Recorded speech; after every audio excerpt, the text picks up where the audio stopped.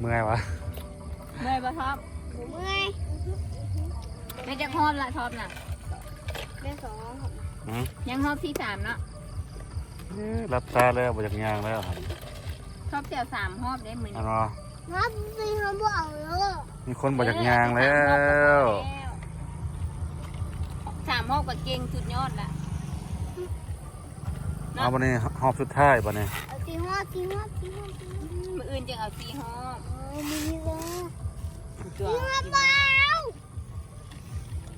4 หอบเขาเจาะกันวันไล่เลยเนาะฮอนโมงเขาเจาะไล่เนื้อเลย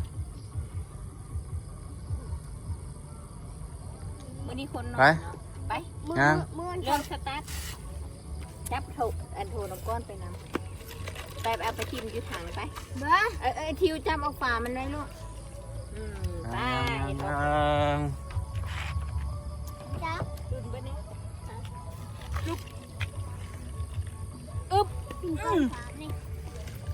ก็ดีดูดเบิร์ดเอามาทิมใส่ถังเลยไอ้ท็อปนะกินนะท็อป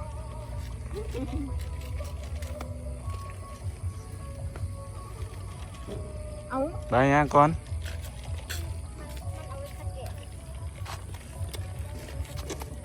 พอใส่ไหมบรรยากาศย่ำคำพี่น้องพอใส่แล้วมาเอาตัวนี้พี่คำคืน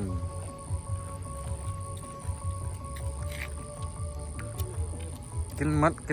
อันทิมจะทั้งกินยังไงไว้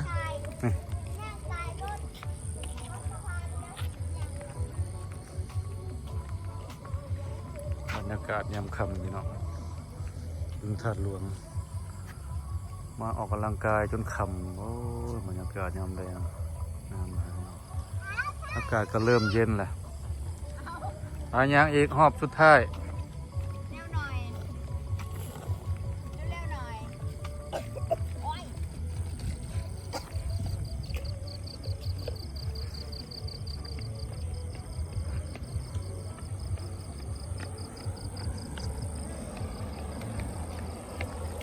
มาอย่างเด้อเอาอย่างมาเป็นจังไดฮะให้แน่ลูกของคนให้โอ๊ยเมื่อไงวะ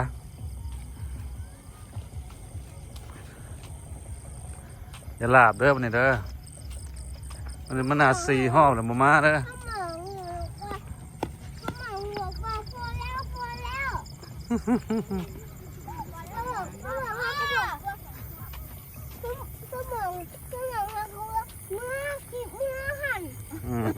แม่สมอง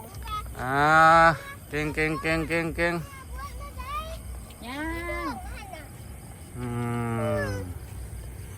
ทั้งจมทั้งยางเอาไปเหนื่อยยางคนเมื่อยยางทั้งจมทั้งเว้า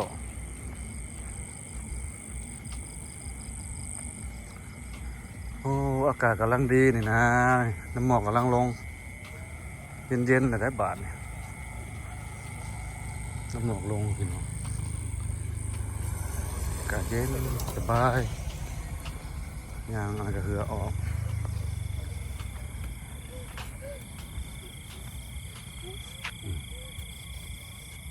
ยามค่ำคืนแสงสีสวยงามบึ้งธาตุหลวงนครหลวงเวียงจันทร์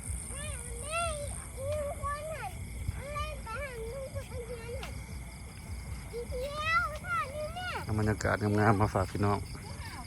สำนีก่อนนะพี่น้องเด้อฝากติดตามฝากกดไลค์กดแชร์เด้อ